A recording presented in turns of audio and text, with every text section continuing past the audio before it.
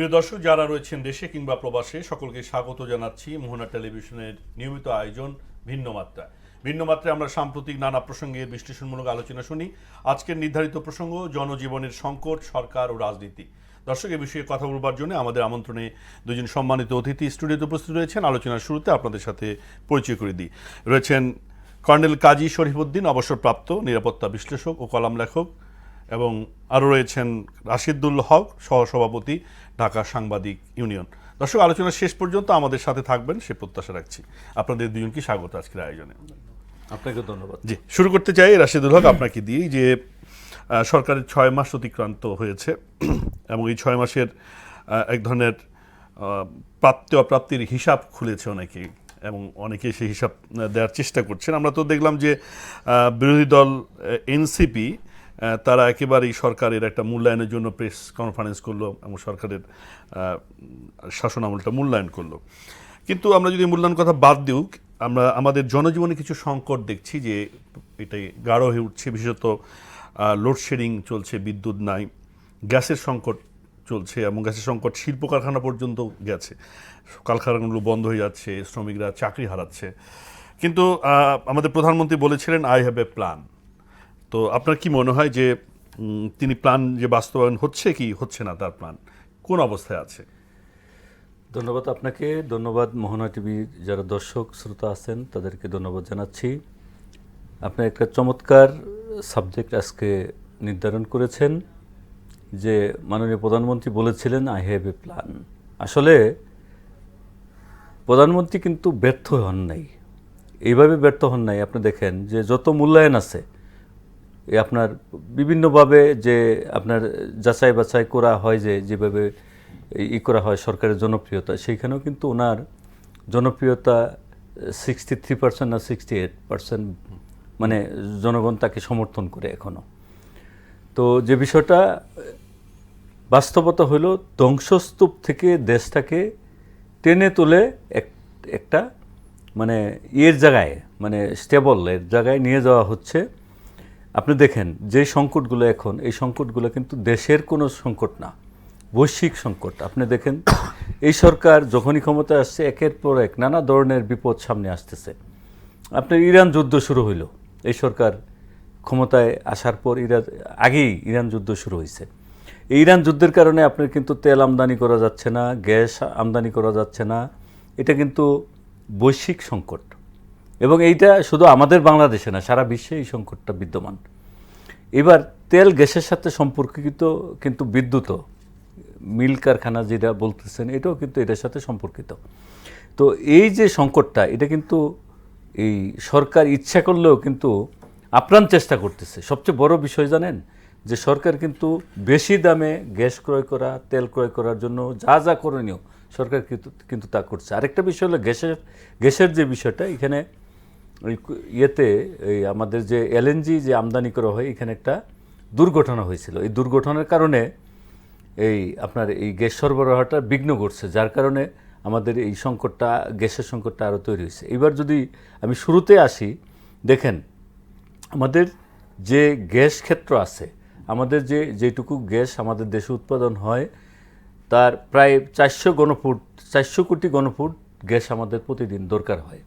সেখানে আমাদের 200 কোটি বা 220 কোটি ঘনফুট আমাদের নিজস্ব উৎপাদিত হয়, আর এর 25% কিন্তু এলএনজি আমদানি করা হয়। 75% ঘাটতি কিন্তু পূর্বে থেকে আছে, কন্টিনিউশন। এটা কিন্তু আগের সরকার আমলে ছিল, তার আগের সরকার আমলে ছিল। এটা কিন্তু এই আমদানির ঘাটতি থেকে আমি বলি, একটা সময় ছিল শেখ হাসিনা 2001 সালে ইলেকশনে বলছিল, আপনার মনে আছে কিনা, যে আমি গ্যাস দিতে পারি না, এই জন্য ক্ষমতায় আসতে পারি নাই। এরকম একটা বক্তব্য, যে গ্যাস বাংলাদেশে যেই পরিমাণ গ্যাস ছিল, যদি আমরা সেই গ্যাস যদি না করতাম, মানে আমরা দেখেন 2010 সালের পরে হাসিনা সরকার আর নতুন করে কোনো গ্যাস মানে কূপ খনন করে নাই। দেশে নতুন নতুন গ্যাস ক্ষেত্র আবিষ্কার বা যেখানে যেখানে গ্যাস আছে এখান থেকে উত্তোলন করার কোনো ব্যবস্থা করে নাই। উনি কি করছিলেন? এলএনজি গ্যাস এর মাধ্যমে মানে আমদানি নির্ভর একটা দেশে পরিণত করার জন্য। জি। আপনার সেক্ষেত্রে কি হইতো, আমরা যদি নিজস্ব গ্যাসটা মানে করতে পারতাম, সমুদ্রে আমাদের যে বিশাল বঙ্গোপসাগর এনে শুনি যে গ্যাস আছে, ভোলাতে গ্যাস আছে, তারপরে আমরা বিভিন্ন জায়গায় আমাদের সিলেটে এবং বিভিন্ন জায়গায় গ্যাসের পার্বত্য পাহাড়ের নিচে আছে। সেই কূপ খনন করে নাই কিন্তু শেখ হাসিনা, কিন্তু 1 টাকা বিনিয়োগ করে নাই। কি করছেন উনি? গ্যাস আমদানির উপর নির্ভরশীল ছিলেন। আর আরেকটা কথা বলি, বিদ্যুতের ক্ষেত্রেও কি করছেন উনি? পার্মানেন্ট কোনো ব্যবস্থা করেন নাই। ওই যে কুইক রেন্টাল সে বিভিন্ন কিছু করে তারপর ভারতের আদানি গ্রুপ থেকে বিদ্যুৎ কেনার জন্য, নেপাল থেকে বিদ্যুৎ কেনার জন্য, অর্থাৎ উনি সবসময় পরনির্ভরশীল হওয়ার জন্য চেষ্টা করছেন। সেটার খেসারত বর্তমান সরকারকে দিতে হচ্ছে। আপনার ইউনূস সরকারের সময় কিন্তু তারা চেষ্টা করছে, তারা কিন্তু নতুন করে, যেহেতু স্বল্পমেয়াদী বা পলিটিক্যাল সরকার ছিল না, তারা কিন্তু বৃহৎ পরিসরে এরকম কোনো ব্যবস্থা করতে পারে নাই। আজকে যে বিদ্যুৎ এবং গ্যাসের সংকট, এটা কিন্তু বিগত সরকার অর্থাৎ হাসিনা সরকারের সংকটটা এখন আমরা। ধন্যবাদ আপনাকে রাশিদুল হক ভাই। আমরা আলোচনায় আসবো। প্রশ্নটা আপনার কথাটাকে নিয়ে আসতে চাই কর্নেল কাজী শরীফউদ্দীন, যে বিগত সরকারের রেখে যাওয়ার কারণে ধ্বংসস্তূপ রেখে গেছেন, যে কারণে আজকে এই সংকটটি দেখা যাচ্ছে। মানে বিগত সরকার যদি দীর্ঘ সময় গ্যাসে ইনভেস্ট না করে বা কূপ খনন করা না হয়, অথবা বিদ্যুতের যদি দীর্ঘমেয়াদী ব্যবস্থা না হয়, কিন্তু বিগত সরকারের আমলে জনগণ যেভাবে এটাকে অনুভব করেছে সংকটটা, এখন কিন্তু আরও বেশি প্রকট হয়ে গেছে। তাহলে জনজীবনে কিন্তু এই সংকটটা আছে, আমরা বিগত সরকারকে স্মরণ করতে পারি। আপনার কি মনে হয় যে এই ব্যাখ্যাটা কিন্তু আমাদের অনেক কর্তা ব্যক্তিও দিচ্ছেন, কিন্তু জনগণ এই ব্যাখ্যাগুলোকে কীভাবে নেয় বলে আপনি মনে করেন? ধন্যবাদ মোহনা টিভির দর্শক শ্রোতা, ধন্যবাদ আমার বিজ্ঞ সহ আলোচক, চৌকস সাংবাদিক নেতা এবং আমার উপস্থাপক। আজকে আলোচনার বিষয় একটু অতি ইম্পর্ট্যান্ট, জনজীবনের সংকট। টু টেল ইউ ফ্রাঙ্কলি, যদি নিজের সামর্থ্য না থাকে, বাহিরের সাহায্য সহযোগিতা ক্রয় করে কখনো টিকে থাকা যায় না। তেন কোথাও আত্মনির্ভরশীল হতে গেলে আগে মানুষের নিজের সক্ষমতার প্রমাণ দিতে হবে। আর সক্ষমতার প্রমাণ দেওয়ার জন্য আমাদের সবচেয়ে বেশি যে সাধারণ জনগণ, তাদের যদি প্রত্যাশা এবং প্রাপ্তির মাঝে মিল না থাকে, তাহলে আমাদের সংকট সৃষ্টি হবে। নর্মালি আমাদের রাজনীতি করে মাত্র 27 to 30% লোক অ্যাক্টিভ রাজনীতি করে। 70% লোক আমরা বিভিন্ন ধরনের পেশার সঙ্গে জড়িত, বিভিন্নভাবে আমরা সোর্স অফ ইনকামের মাধ্যমে বেঁচে আছি। কিন্তু এই যখন আমরা পয়েন্টিং আউট করব, এই সাধারণ লোকগুলো আমরা কী চাই? আমরা চাই নিরাপদ জীবন, অন্ন, বস্ত্র, বাসস্থান, শিক্ষা, সঠিকভাবে আইনের প্রয়োগ এবং রাজনৈতিক স্থিতিশীলতা, ন্যায় বিচার হচ্ছে মাস্ট। এটার জন্য আমাদের 5টা অর্গানাইজেশন আছে, যেটার মাধ্যমে এই যে সরকার ও রাজনীতি, মানে সরকারের ভূমিকাটা কি এই সংকটকালের সময়? সরকারের 5টা অস্ত্র আছে। 1 নম্বর হচ্ছে তাদের প্রশাসন, 2 নম্বর পুলিশ, বিচার বিভাগ, দুর্নীতি দমন ব্যবস্থা, আর হচ্ছে স্থানীয় সরকার। সরকার যদি তার অস্ত্রটাকে সঠিকভাবে ব্যবহার করে, তাহলে আমাদের প্রত্যাশার মাঝে প্রাপ্তির অমিল থাকার কোনো স্কোপ নাই।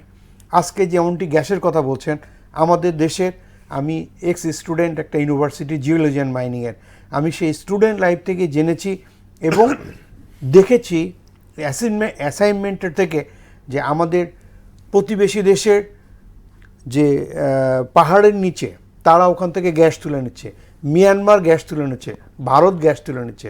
বাট এনি যে কোল মাইনিং বা গ্যাস ক্ষেত্রের ক্ষেত্রে ইউরেশন, ডিপোজিশন অ্যান্ড ট্রান্সপোর্টেশন সিম্পল। একটা নদী যখন প্রবাহিত হয়, নদীর এই বাঁকে এবং ওই বাঁকে যখন স্টেগনেন্ট ওয়াটার বাদ দিয়ে সেখান থেকে গ্যাস তুলে নেয়, পানি তুলে নেয়, কিন্তু মাঝখানে তো একটা ফ্লো রয়ে গেছে। এই ফ্লোটা কিন্তু ওভার দ্য কান্ট্রি, আমাদের বাংলাদেশের নিচে দিয়ে। এটা রিসার্চের ভিতর দিয়ে 1995 সালে সর্বপ্রথম ভোলাতে গ্যাস পাওয়া গেছে। এখন এই যে আমাদের মাননীয় প্রধানমন্ত্রী নতুন যে দায়িত্ব বললেন যে ভোলাতে রোড যাবে, আমার বন্ধু স্পষ্ট বলে দিয়েছেন যে I have a plan, he said. But আমাদের মার্টিন লুথার কিং উনি বলেছেন I have a dream, one day black and white will sit together. 100 বছর পরে কিন্তু ওই ড্রিমটা সাকসেস হয়েছে। বারাক ওবামা ব্ল্যাক হয়ে যখন আমেরিকার দায়িত্ব নিয়েছেন, তা আমাদের মাননীয় প্রধানমন্ত্রী নতুন বলেছেন আই হ্যাভ এ প্ল্যান। তো over the night it is not possible যে সব কিছু সাকসেসফুলি আমাদের রাজনীতির মাধ্যমে, গণতন্ত্রের মাধ্যমে, কাজের মাধ্যমে বুঝে নেওয়া।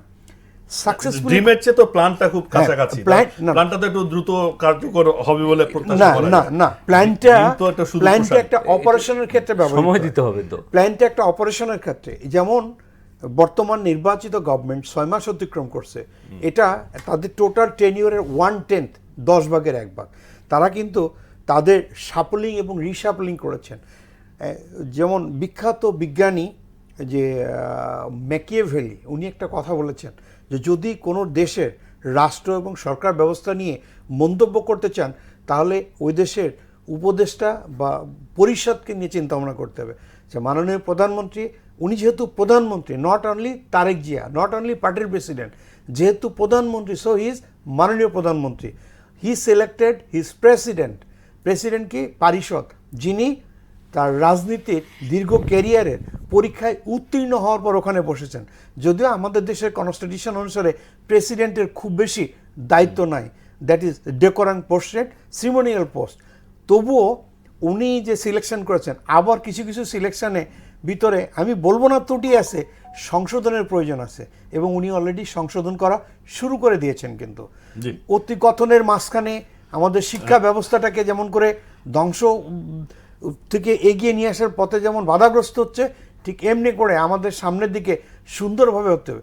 অনেক হতাশাগ্রস্ত মাঝখানে দুইটা একটা সুন্দর সুন্দর কথা পাচ্ছি। জি শোয়েব ভাই, আসবো আপনার কাছে, আসবো রাশেদুল হক ভাই, আপনার কাছে আসতে চাই। যে আমরা এখন 6 মাসের মধ্যে আছি, এখন হয়তো বলতে পারছি যে মাত্র 6 মাস, হ্যাঁ, কিন্তু যদি এটা 1 বছর 1.5 বছর পর, যেমন 2 বছরের আগে আসলে দিন গুণা ছাড়া কোনো উপায় নাই, মন্ত্রী কথা বলছেন, তাহলে 2 বছর যদি গ্যাস না পায়, বিদ্যুৎ না পায়, তা কলকারখানাগুলো তো বন্ধ হয়ে যাবে, আমাদের শ্রমিকরা চাকরি হারাবে। আমাদের একজন শিল্পবিদ বলছিলেন যে তিনি 10,000 শ্রমিকদের চাকরি নট করে দিবেন, কারণ 2 বছরই তো গ্যাস আসছে না। ফলে এইখানে ইমার্জেন্সি ম্যানেজমেন্টের জায়গায় সরকার কতটা আমি সফলতা আপনাকে বলতে চাই, আমি তার আগে ওনাকে ধন্যবাদ জানাচ্ছি, কর্নেল শরীফ ভাইকে, যে উনি চমৎকারভাবে আরও ব্যাখ্যা দিয়েছেন। আপনি আজকে একটা কমিটি করা হয়েছে, এই যে এই সংকটের জন্য আজকেও একটা কমিটি করা হয়েছে।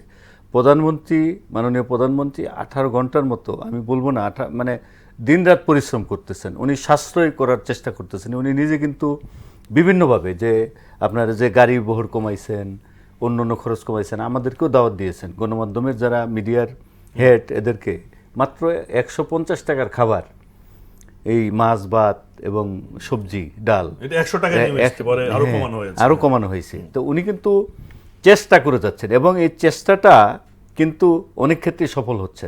আপনার এই সরকারের কার্যক্রম নিয়ে কিন্তু তেমন সমালোচনা নাই। এই যে গতকালকে সিপিডি একটা অনুষ্ঠান করলো, আমি প্রথমেই বললাম যে এই সংকটগুলো দীর্ঘদিনের। আরেকটা কথা বলি, আপনি যে বলছেন মিল কারখানা বন্ধ হচ্ছে, সিপিডি কিন্তু একটা কথা বলেছে, আমি আপনার বলি মিল কারখানা কিন্তু আজকে নতুন বন্ধ হচ্ছে না, আওয়ামী লীগের সময় কিন্তু অনেক মিল কারখানা বন্ধ আপনি হচ্ছে। সিপিডি কথা আমি আপনার বলি, আমি শেষ করি, আমি আপনার বলি, তারপর আমি বলি আপনাকে, সরকার আজকে একটা কথা বলছে, আজকে যে মানে মন্ত্রণালয়ের প্রতি সপ্তাহে ব্রিফিংয়ে পরিষ্কার বলছে যে যেইখানে আছে তার থেকে খারাপ হওয়ার কোনো সুযোগ নেই। তারা যে কোনো মূল্যে তার চেয়ে ভালো কিছু করার জন্য চেষ্টা করবে, এইখান থেকে খারাপ করার কোনো সুযোগ নাই। তারা কিন্তু বেশি দামে গ্যাস আমদানি করার জন্য চেষ্টা করতেছে, মালয়েশিয়া প্রধানমন্ত্রীর সাথে কথা বলছে, না আপনার যেভাবে সম্ভব তারা এনে সেটাকে এই ক্রাইসিস মোকাবেলা করার জন্য তারা পর্যাপ্ত চেষ্টা, আপনি দেখছিলেন না, চেষ্টা করতেছে। যে আপনার তেলের সংকট ছিল না, তেলের দীর্ঘ লাইন, সেটা কিন্তু এখন আর নাই। আপনার গ্যাসের যে বিষয়টা, গ্যাসের সংকটও থাকবে না। তবে যে অবস্থা আছে 75%, আমি যেটা বলতেছিলাম 75% কিন্তু আগেও ছিল, এখনও আছে, সেটাকে উত্তরণ করে কেমনে শতভাগে রূপান্তরিত করা যায়, উত্তীর্ণ করা যায়, সেই চেষ্টা করতে হবে। এবং সরকার নতুন গ্যাস ক্ষেত্র আবিষ্কার করার জন্য চেষ্টা করতেছে। হ্যাঁ, বিভিন্ন এইগুলো তো একদিনের কাজ না। আপনি একটা যে কোনো যদি ঠিকাদারি টেন্ডারও দেন, সেটাও তো ওয়ার্ক অর্ডারের একটা টাইম লাগে, টেন্ডারের টাইম লাগে, তারপরে এটাকে বাস্তবায়ন করতে টাইম লাগে। তো 6 মাসে তো এইগুলো কিছুই করা সম্ভব না। আমি আপনাকে বলি, এখন এই সরকারের বিরুদ্ধে যারা আছেন, এই অপপ্রচার অথবা গুপ্ত বাহিনী বলেন অথবা অন্যান্য বাহিনী বলেন, যেই বাহিনী বলেন, অপপ্রচারটা বেশি হচ্ছে। আপনার মিল ইন্ডাস্ট্রি আজকে কি নতুন বন্ধ হয়েছে? এই সরকার আমল বন্ধ হয়েছে, ইউনিট সরকার আমল বন্ধ হয়েছে না? আমি আপনার বলি, সিপিডি বলছে যে গত 6 CPD মাসে ৬২,০০০ শ্রমিকের চাকরি হারিয়েছে। অথচ সরকার ১ কোটি সরকার, বলেছিলেন। আমি আপনারা বলি, সরকার যে ব্যবস্থাটা নিচ্ছে পার্মানেন্টলি, সরকার দেখেন নানাভাবে চেষ্টা করতেছে। আপনি দেখেন নতুন কুড়ি দিয়ে মানুষের কিভাবে মানুষ মানে কর্মে যোগ দিতে পারে। আপনি দেখেন খেলোয়াড়দের ১ লক্ষ খেলোয়াড়কে মাসে ১ লক্ষ টাকা করে দিচ্ছে। এটা তো আমরা কেউ জানি না যে এই ১ লক্ষ টাকা করে দিচ্ছে, খেলোয়াড় তৈরি করতেছে, তারপরে শিল্পী তৈরি করতেছে, তারপরে এই যুব উন্নয়নের মাধ্যমে কর্মসংস্থান তৈরি করছেন। শিল্পী তো গান গাইতে পারতেছে না তৌহিদি জনতার জন্য। না, সেটা আমি আপনার বলি, এটা একটা বাহিনী আছে বাংলাদেশে, গুপ্ত বাহিনী। সেই বাহিনীটা এই দেশের জনগণের দুর্ভাগ্য যে এরা এত বেশি আগায় গেছে, যার কারণে আমাদের সমস্যা হচ্ছে, সরকারের সমস্যা হচ্ছে, দেশের জনগণের সমস্যা হচ্ছে। আসলে আমরা এমন একটা দেশ, যে দেশে হিন্দু, মুসলিম, বৌদ্ধ, খ্রিস্টান, মুসলিম, যে কোনো সব জাতি, সব ধরনের লোক, আপনি শিল্পী, সাহিত্যিক বা হুজুর, মৌলবী যারা আছে একসাথে বসবাস করার দেশ। কিছু সংখ্যক উচ্ছৃঙ্খল লোক আছে, আর দু একটা বিচ্ছিন্ন ঘটনা দিয়া আপনি এটাকে পরিমাপ করা যাবে না। ব্রাহ্মণবাড়িয়াতে অহরহ ঘটনা ঘটে, ব্রাহ্মণবাড়িয়া আজকে নতুন ঘটে, ব্রাহ্মণবাড়িয়াতে অহরহ ঘটে, সব সরকারের আমলেই ঘটে। আপনার এইগুলো বিচ্ছিন্ন ঘটনা, এগুলো আপনি ধরে এই যে ছোট ঘটনাকে বড় করে আনা, এটা একটা অপপ্রচার। সরকার যদি ব্যবস্থা না নিত, সরকার যদি পাশে না দাঁড়াইতো, সরকার যদি এই আপনার সহযোগিতা না করতো, তাহলে এই কথা বলতে পারতেন। সরকার এমন একটা সময়, আমি এই জন্য বলতেছিলাম, দেশে আইন শৃঙ্খলা পরিস্থিতি বলতে কোনো কিছু ছিল না। আপনার পুলিশ বাহিনী হাসিনা এমনভাবে নষ্ট করে থুয়ে গেছে, প্রশাসনকে এমনভাবে নষ্ট করে থুয়ে গেছে, বিচার বিভাগকে এমনভাবে নষ্ট করে থুয়ে গেছে, সব কিছু মিলে একটা ধ্বংসস্তূপে পরিণত করা দেশকে টেনে তোলা এত সহজ কাজ না। সেই কাজটা বিএনপির চেয়ারম্যান এবং প্রধানমন্ত্রী তারা জনগণ 5 বছরের জন্য ম্যান্ডেট দিছে। তারা 5 বছর কাজ করে জনগণের কাছে যদি ভালো কাজ করতে পারে, পুনরায় তাদেরকে নির্বাচিত করবে। ভালো কাজ না করতে পারলে জনগণ তাদের প্রত্যাখ্যান করবে। জনগণের সামনে তারা পরীক্ষা দিচ্ছে, তারা প্রতিনিয়ত এখন দিচ্ছে কিন্তু পরীক্ষা, এবং সর্বোচ্চ চেষ্টা করতেছে সরকার। কাজী শরীফ ভাই, আপনার একটু মতামত চাইবো যে আইন শৃঙ্খলা পরিস্থিতি কতটা উন্নতি হয়েছে বলে আপনি মনে করেন? আমরা রংপুরে একটা ঘটনা দেখলাম যে একই পরিবারের 4 জন হত্যাকাণ্ডের শিকার হলো, এবং বিভিন্ন জায়গায় এই ঘটনাগুলো কিন্তু এখনো ঘটছে। একটা প্রতিবেদন হয়েছে যেখানে এই সরকারের আমলে 70টা মবের মতো ঘটনা ঘটেছে, এবং সেখানে নিহতের সংখ্যাও অনেক। এটিকে কিভাবে দেখছেন? স্বাভাবিক দেখবেন নাকি?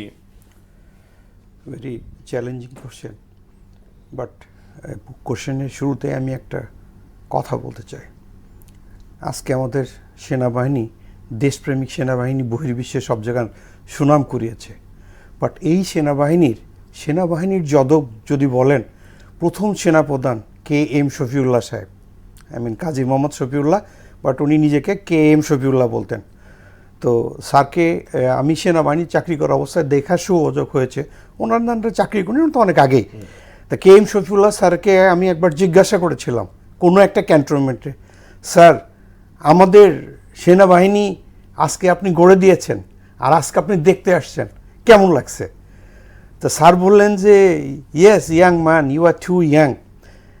কোনো দেশের আইন প্রণয়নকারী সংস্থা বা বাহিনীকে প্রতিষ্ঠিত করতে হলে দক্ষ যোগ্য লোককে সেখানে নিয়োগ দিতে হবে, এবং আইনটাকে কঠোরভাবে প্রয়োগ করতে হবে। সেনাবাহিনী আজকে ক্যান্টনমেন্টে আসবে, কালকে দৌড়ে বেরিয়ে যাবে, এটা ওটা। তা জেনারেল শফিউল্লাহ স্যার ওই সঠিকভাবে সেনাবাহিনীটাকে লালন পালন করে তৈরি করে দিয়েছেন, আজকে সেনাবাহিনী শ্রেষ্ঠ। তা আজকে এই যে রংপুরে, দিনাজপুরে যে কোনো জায়গায় যে ঘটনাগুলো আসছে, এই প্রসঙ্গেই আসছি। যেমন 13 দিন আগে রংপুরের একজন পুলিশের বিভাগীয় কমিশনার পোস্টিং হয়েছিলেন, সর্বপ্রথম আব্দুল মাহবুদ তার নাম। 13 দিন পর আজকে পোস্টিং হয়ে গেল। তা পুলিশ নতুন করে দেওয়া হচ্ছে, যেটা আমার বন্ধু বললেন, চৌকস সাংবাদিক, শুধুমাত্র গায়ে একটা ইউনিফর্ম পরলেই কিন্তু পুলিশ হওয়া যায় না। আপনার আমার মাঝখানে পার্থক্য, আপনিও সাধারণ মানুষ, আমিও সাধারণ মানুষ। আমি সেনাবাহিনী প্রশিক্ষণ নিয়েছি এবং চাকরি করেছি 30 বছর। সেজন্য কিছু dos and don'ts, rules, regulation, customs, ইটিকেট, mannerism আমি একটু হয়তো আপনার থেকে এই সেক্টরে বেশি জানি। তো বাইরে থেকে একজন পুলিশকে নিয়ে আসে, তাকে যদি প্রশিক্ষণ দিয়ে সঠিকভাবে দায়িত্ব পালন করতে না দেয় এবং সঠিক মানুষকে সঠিকভাবে, ওই যে গভর্নমেন্টের সময় ভাতের হোটেলের মালিক ছিল একজন, that is not the job of police. একটা রিপোর্ট দিয়েছে যে 2 জন এসে এখানে বসে ইয়াবা খেয়েছে, তো ইয়াবা খাওয়ার একটা সিচুয়েশন আছে। দেন মুগ্ধ দাস এবং সিদ্ধান্ত দাস, এই 2 জন সোনার দোকানের কর্মচারী। সোনার দোকানে যারা কর্মচারী থাকেন, আপনি যদি একটা সোনার দোকানের মালিক হন, আপনার কর্মচারী ইয়াবাখোর যদি আপনি জানেন, তাহলে কি আপনার কর্মচারী হিসেবে রাখবেন? কন্ট্রোভার্সিয়াল করছে যে আসামি ধরতে গেছে, আসামির গায়ের একটা ড্রেস আর এই মুগ্ধ দাস বা এই সিদ্ধার্থ দাসের একটা ড্রেস মিলে গেছে পুলিশের সঙ্গে। এটাকে আমরা আইনের ক্ষেত্রে বলবো না যে ভুল। আমি একটা শার্ট, আপনি একটা শার্ট পরে আসছেন, আমি যদি একই ধরনের শার্ট পরে আসতাম, হতেও পারে। এটা আইনের ব্যর্থ হতে পারে না। বাট কিছু কিছু জিনিস আবার, যে ডোম বলছে যে এই ওনাদের মেয়েটা, ওনার নাম হচ্ছে আগামী চক্রবর্তী, তাকে রেপ করা হয়েছে, ডোম। বাট ওখানে কি আমাদের ডাক্তার নাই? ওখান থেকে মানে এমন হতে পারে সরকারের বিব্রত করার জন্য। পুলিশের যে রিপোর্ট, অনগ্রাউন্ডের রিপোর্ট মিলছে না। এই জন্যই কিন্তু আমি বারবার সেই চৌকস সেনাপ্রধান KM শফিকুল্লাহ নামে বলছি, আইনের ক্ষেত্রে কঠোর হতে হবে। সবচেয়ে বড় ইম্পর্টেন্ট হচ্ছে শাসক, প্রশাসক এবং বিচারকের মাঝখানে সমন্বয় সাধন থাকতে হবে। তা এখানে সেটা কি দেখছেন কিনা? এইখানে কিছুটা ব্যত্যয় হচ্ছে, এখানে কিছুটা ব্যত্যয় হচ্ছে। তো সেই দৃষ্টিকোণ থেকে, যেমন রাজা সম্রাট আকবর, উনি মাত্র 13 বছর 4 মাস বয়সে দায়িত্ব নিয়েছিলেন। ওনার কিন্তু প্রাতিষ্ঠানিক স্বাক্ষর জ্ঞান ছিল না, শুধু স্বাক্ষর করতে পারতেন, কিন্তু উনি দেশটা চালিয়েছেন কত বছর? 50 বছর। That's why he is known as Akbar the great. কি ছিল? তার 9 জন পারিষদ ছিল, তাদেরকে বলা হতো নবরত্ন। তা আমাদের তারেক জিয়া সাহেব, উনি 17 বছর দেশের বাইরে ছিলেন, বাট উনি তো একটা, ওনার বাবা তো ছিলেন প্রেসিডেন্ট, সেনাপ্রধান, মুক্তিযোদ্ধা, ওনার মা তো ছিলেন বারংবারের প্রধানমন্ত্রী, উনিও তো পার্টির দায়িত্ব নিয়েছেন। তো let's see what he is doing. একটু বিরতিতে যেতে হবে। Thank you. জি, রাশিদুল হক ভাই, আপনার কাছে আসতে চাই। যে আলোচনাটা চলছিল যে হ্যাঁ, একটা সরকারের তো নতুন সরকার সময় দিতে হবে এবং সরকার চেষ্টা করছে, সদিচ্ছার কোনো অভাব নাই, কিন্তু সরকারের সক্ষমতা নিয়ে অনেকে প্রশ্ন তোলার চেষ্টা করছেন। আজকে সিপিডি যে রিপোর্ট দিয়েছে সেখানে বলেছেন যে সরকারের সদিচ্ছা আছে কিন্তু সক্ষমতার অভাব আছে। তো ওই জায়গাটা আপনি এন্ডোর্স করবেন কিনা, যে সক্ষমতার অভাব আছে কিনা? আমি আইন শৃঙ্খলা পরিস্থিতি নিয়ে প্রথম কথা বলছি।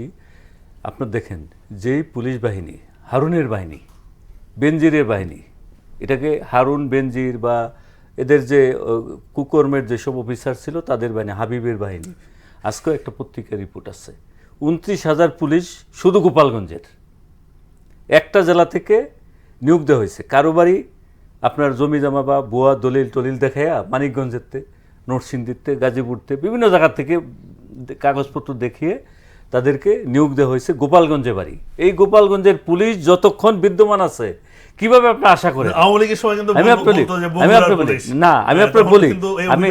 আমি আপনারে বলি 100%। আমি যে তথ্যটা বলছি এটা আজকের পত্রিকার তথ্য। আমি আরেকটু বলি, আমি একদিন হুন্ডাই করে খুলনা যাচ্ছিলাম, তো পথে টেকেরহাটের এক জায়গায় চা খাইতেছিলাম, আমাদের হুন্ডার মধ্যে একটা ভ্যান গাড়ি এসে লাগাই দিল একটা ছেলে। তখন হুন্ডাটা পড়ে যায়, একটা গ্লাস ভেঙে যায়। আমি ছেলেটাকে ধরলাম, ধরার পরে 2-3 জন পুলিশ আসলো, গ্রামে ছুটিতে গেছে। তারপর এদের সাথে পরিচয় হলো, কথা বলতেছিলাম, বলল যে ভাই আমি তো পুলিশে আছি মানিকগঞ্জে, ঠিকানায়, মানে সে পুলিশ হয়েছে, তার পোস্টিং হলো আপনার মাদারীপুরে, বুঝছেন? তার বাড়ি কিন্তু মাদারীপুরে। পোস্টিং কেমনে পাইছে মাদারীপুরে? মানিকগঞ্জের ঠিকানায় সে পুলিশ হয়েছে। আরেকজন বলতেছে আমি তো হবিগঞ্জের ঠিকানায় হয়েছে, আরেকজন বলতেছে আমি তো নরসিংদীর ঠিকানায় হয়েছে।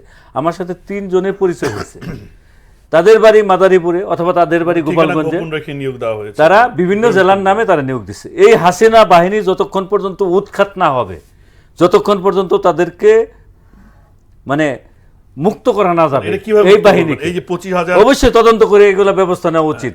যাদের ভুয়া পরিচয়ে যেসব পুলিশ, আমি আপনারা বলি, এই সরকারকে বিপদে ফেলানোর জন্য, এই সরকার যাতে এগিয়ে না যেতে পারে, পজিটিভ কাজগুলো না করতে পারে, তারেক রহমানের যে প্ল্যান, যে প্ল্যানের কথা বলছে, এটা যাতে বাস্তবায়ন না করতে পারে, সেজন্য দেশি বিদেশি চক্রান্ত আছে এবং সেই আওয়ামী লীগ বা এই গোপালগঞ্জের যে লোকজন বলেন পুলিশের এবং যে বড় যে কর্মকর্তারা যারা উপরে আছে, উচ্চ কর্মকর্তা, এদের তো পরিবর্তন করা হয়েছে। হাসিনা আমাদের আপনার পুলিশের বলি, অনেকে 2 লক্ষ অনেকে কিন্তু না, চাকরি থেকে 2 লক্ষ বাদ পুলিশ। দেওয়া হয়েছে, 2 লক্ষ ওএসডিতে পুলিশ। পাঠানো হয়েছে। এই 2 কেসটা তো আনা হয়েছে, তারপরে কেন 2 লক্ষ ফল আসছে না? পুলিশের মধ্যে 2 লক্ষ পুলিশের মধ্যে ধরেন 1000 পুলিশের বিরুদ্ধে ব্যবস্থা নেওয়া হয়েছে, অফিসার নেওয়া 1-200। বাকি যে পুলিশগুলা হাসিনার আমলে নিয়োগ পাওয়া 1 লক্ষ পুলিশ, তারা কিন্তু প্রত্যেকে দলীয় ক্যাডার, প্রত্যেকে না রাসেল ভাই, কিন্তু 17 বছরে নিয়োগপ্রাপ্ত এই লক্ষ লক্ষ পুলিশকে কি রাষ্ট্র চাইলে কি এদেরকে অব্যাহতি না দিতে পারে? অব্যাহতি বা দিতে পারবে না। বিকল্প রাতারাতি ব্যবস্থা করতে পারে? এদের বিরুদ্ধে যেসব অনিয়ম করে এটা যেসব কতটা বাস্তবসম্মত সেটি আমি না জানতে চাই। আছে 30,000 পুলিশের, যারা অপরাধী তাদের ক্ষেত্রে হয়তো আপনি ব্যবস্থা নেবেন। 29,000 পুলিশ যাদেরকে অনিয়মের মাধ্যমে নিয়োগ দেওয়া হয়েছে, যাদের মানে নিয়োগে গরমিল আছে, নিয়োগের মধ্যে দুর্নীতি অনিয়ম আছে, তাদেরকে বাদ দিবে। তাদেরকে তদন্ত করে এই বাহিনীটিকে একটি সুশৃঙ্খল বাহিনী হিসাবে, যেটি আমার ভাই যেভাবে বললেন যে একটা সুশৃঙ্খল বাহিনী, প্রশিক্ষিত বাহিনী যেভাবে তৈরি করতে ওই হবে, জন্যই আমি জেনারেল শফিউল্লাহর কথা হ্যাঁ, বললাম যে সেইভাবে সত্য হতে তৈরি হবে। করে পুলিশ বাহিনী দিয়ে একটু দেশটাকে করতে হবে। ছোট ছোট করে আসতে চাই শরীফউদ্দিন ভাই, যে আলোচনা হচ্ছে আমরা দেখেছি যে রাজনৈতিক যে রিটোরিক বা কথাগুলো যখন আওয়ামী লীগ ক্ষমতায় আসলো, বিএনপির ক্ষমতার পরে, তখন কিন্তু আওয়ামী লীগ কিন্তু এই কথাও বলতো যে প্রশাসনে বিএনপির লোক, জামাত শিবিরের লোক, যে কারণে আমরা আমাদের কাজটা করতে পারি না, স্যাবোটাজ হয়। এখন বলা হচ্ছে যে গুপ্ত, মানে আসলে কি ব্যাখ্যাগুলো কি একই রকম কিনা, কিন্তু আসলে জনগণ আসলে কিভাবে নেয়? ধন্যবাদ। There is a big difference জনগণ, সাধারণ জনগণ অ্যান্ড পলিটিক্যাল, যেটা আমি প্রথমেই বলেছি যে 27% হচ্ছে অ্যাক্টিভ পলিটিক্স আর টোটালি হচ্ছে বাদবাকি হচ্ছে সাধারণ জনগণ। আবার এখানে কিন্তু আমার 14 লক্ষ গভর্নমেন্ট কর্মকর্তা কর্মচারী আছে। তো ইচ্ছা করলে কিন্তু রাতের অন্ধকারে ইরেজ করে এই 14 লক্ষ লোককে শেষ করা যাবে না। তো ওয়ার্ল্ডের সব দেশেই কিন্তু যখন যারা ক্ষমতায় থাকেন তাদেরকে সার্বিক সহযোগিতা করা, আদারওয়াইজ এই যে যেদিন প্রেসিডেন্ট মহোদয়, মাননীয় মহামান্য প্রেসিডেন্ট যাদের শপথ পড়াচ্ছেন, 2টা শপথ, একটা হচ্ছে কি গোপনীয়তার শপথ, ওথ। তা গভর্নমেন্ট কর্মচারী হিসেবে যেমন আমি শপথ নিয়েছিলাম যে জল স্থল আকাশপথে যেখানেই যাইবার আদেশ করা হবে সেখানে যাইতে বাধ্য করিব। তো ঠিক এমনি করে এই যে গভর্নমেন্ট কর্মচারীরা তারা কিন্তু ওথ নিয়ে এসছে। তারা যে ভুলটা করছে, তারা রাষ্ট্রের সেবক, কোনো সরকারের না, কোনো ব্যক্তির না, কোনো দেশের নাই। আর বিশেষ করে যারা রাজনীতি করেন এদের জন্য খুব সুন্দর একটা কথা, যারা অপেক্ষা এবং উপেক্ষা সহ্য করতে পারেন না তাদের জন্য অ্যাকচুয়ালি রাজনীতি মানায় না। আর এই যে আপনার ফরেন মিনিস্টার ইউকে, উনি একটা বই লিখেছেন যে hubris syndrome, Bush Blair, the intoxication of power. এর ভিতরে চ্যাপ্টার 3-তে লেখা আছে, নিয়ন্ত্রণহীন আত্মবিশ্বাসী নেতা গণতন্ত্রের জন্য ক্ষতিকর। আই রিপিট, নিয়ন্ত্রণহীন আত্মবিশ্বাসী নেতা গণতন্ত্রের জন্য ক্ষতিকর। এই নিয়ন্ত্রণটা কিন্তু রাস্তা নেমে মারামারি কাটাকাটি না, মুখের নিয়ন্ত্রণ, কথার নিয়ন্ত্রণ, কাজের নিয়ন্ত্রণ, ব্যবহারের নিয়ন্ত্রণ থাকতে হবে। এবং বাই দিস টাইম আমরা দেখতে পাচ্ছি এই নিয়ন্ত্রণহীন কয়েকজন নেতাকে অলরেডি মাননীয় প্রধানমন্ত্রী লোকাল বাংলা যেটা বলে সাইজ করেছেন, সংশোধন করেছেন, যেটা আমার বন্ধু সাংবাদিক সাহেব বললেন। তা এই নিয়ন্ত্রণহীন অনেকটা যেহেতু চেঞ্জ করেছে, অনেকেই তো চেঞ্জ করেছে, অনেক রাজনৈতিক নেতাদের তাদের দল থেকে বহিষ্কার করা হয়েছে, অনেকে বিতর্কিত কথার জন্য বিতর্কিত হয়েছে, সেই জন্যই তো তাদেরকে তো আবার সরানো হয়নি বা না সেটা তো নিয়ন্ত্রণ ওইটা। আর যদি মানে according to public rules, according to constitution rules, এই যে প্রত্যেকটা দলের একটা গঠনতন্ত্র আছে না, ওটাই কিন্তু ওনাদের পার্টির কনস্টিটিউশন। দেশের যেমন একটা কনস্টিটিউশন আছে পবিত্র, একটা পার্টির গঠনতন্ত্র কিন্তু পার্টির জন্য একটা constitution. If anybody breaks the rules and law and regulation of that party, he has to be punished. যদি তাকে পানিশমেন্ট দেওয়া হয় তাহলে ভবিষ্যতে ওই পার্টি আরও পরীক্ষায় উত্তীর্ণ হয়ে সামনে নিজেকে হবে। আদারওয়াইজ ইতিহাসের চলমান শিক্ষা থেকে মানুষের শিক্ষা নিতে হবে। জি জি, ধন্যবাদ রাসেল হক ভাই। এই যে ইতিহাসের চলমান শিক্ষা থেকে শিক্ষা নিতে হবে, বর্তমান সরকার কি ধরনের শিক্ষা নিচ্ছে বলে মনে করেন? আর এই যে আমরা যেটা বলছি যে কতদিন লাগতে পারে মানে এক ধরনের সাফল্য আমরা পেতে, বা এই বিশৃঙ্খল পরিস্থিতি থেকে শুরু করে মানে এটাকে সামাল দিয়ে, কি মনে হয় মানে আপনার? এটা তো বলা যাবে না এইভাবে, আমি অনুমান করে বলতে পারবো না। তবে সফলতা কিন্তু কোনো কোনো ক্ষেত্রে দেখা দিচ্ছে, সফলতা আসতেছে। কিছু কিছু ঘটনার কারণে, বৈশ্বিক বা কারণে এই সফলতাগুলো দেখা যাচ্ছে না এখনো ওইভাবে। কিন্তু একদম তৃণমূল থেকে, আমি যেটা বলি গ্রাম থেকে শহর পর্যন্ত বা বিভিন্নভাবে যেসব কাজকর্ম সরকার পরিকল্পনা নিয়েছে সেগুলো যদি বাস্তবায়ন হয় দ্রুতই এগুলো সম্পূর্ণ হবে। আর যে বিষয়গুলা ধ্বংসস্তূপ, আমি আগেও বলেছিলাম, সেইগুলোও তো মেরামত করতে সময় লাগবে। আপনি প্রশাসনে এখনো সেই বুথ আছে, রাতের ভোটের সেই অফিসাররা আছে যারা রাতের বেলায় ভোট দিয়েছিল।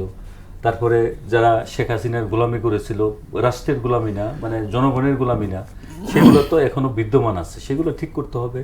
তারপর পজিটিভ কাজ যেগুলো আছে, আসলে সরকারকে সহযোগিতা করতে হবে। এখন ধরেন এই যে একটা ফ্যামিলির 4 জন লোককে হত্যা করা হয়েছে ইয়াবা সেবনকে কেন্দ্র করে, এখানে সরকারের কি করণীয় আছে? সরকারের করণীয় হইল যে সামাজিক নিরাপত্তা ব্যবস্থাটা জোরদার করা, যাতে এই ধরনের অপরাধমূলক কর্মকাণ্ড যাতে না ঘটে। সরকার চেষ্টা করে যাচ্ছে, আইন শৃঙ্খলা পরিস্থিতি উন্নতি করার জন্য চেষ্টা করে যাচ্ছে। আপনারা দেখেন এই অন্য অন্য বিষয়ে যেসব সংকট আছে এগুলো চেষ্টা করে যাচ্ছে। এখন রাতারাতি যে কথাটা ভাই বললেন, রাতারাতি তো এগুলো সম্ভব না, একটু সময় দিতে হবে। এখনই সমালোচনা নয়, আমি যে কথাটা বলবো, সরকারকে সুযোগ দিয়ে সহযোগিতা করেন।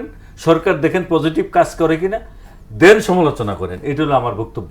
আমি সরকারের সমালোচনার পক্ষে, সরকারের খারাপ কাজের সমালোচনার পক্ষে, ভালো কাজের উৎসাহিত করার পক্ষে। তবে এখনই মানে সময় হয় না, আমি মনে করি 6 মাস পর্যন্ত সময় নয়। যে অবস্থায় দেশটা ছিল এই অবস্থা থেকে উত্তরণ করতে আরো সময় দিতে হবে। আমি সেটাই জানতে চাই, সেই সময়টা কতদিন হতে পারে? সেই সময়টা মানে নির্বাচন পর্যন্ত না, নাকি না, তার আগে? সেই সময়টা আমি আপনারে বলি, জি। আপনি 1 বছর যাক, 2 বছর যাক, অনেক কাজ, আমি বললাম তো একটা কাজে টেন্ডার দিতে হইলেও তো টাইম লাগে, একটা বিষয় লাগে। সেই বিষয়টাকে সরকারকে সময় দিতে হবে এবং পজিটিভলি আমরা সবকিছু দেখতে হবে। একটা বাক্যে শেষ করতে হবে সময় দেওয়ার ব্যাপারে। আমাদের অনেক কাজ বাকি। যেখানে রাজনীতি শেষ সেখানে ভূ রাজনীতি শুরু। জি।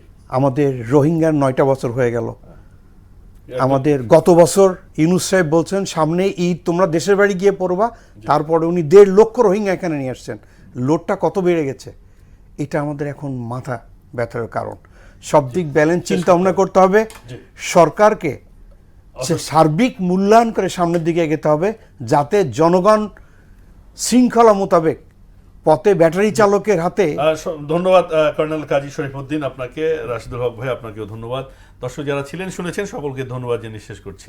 ভালো থাকবেন, শুভরাত্রি।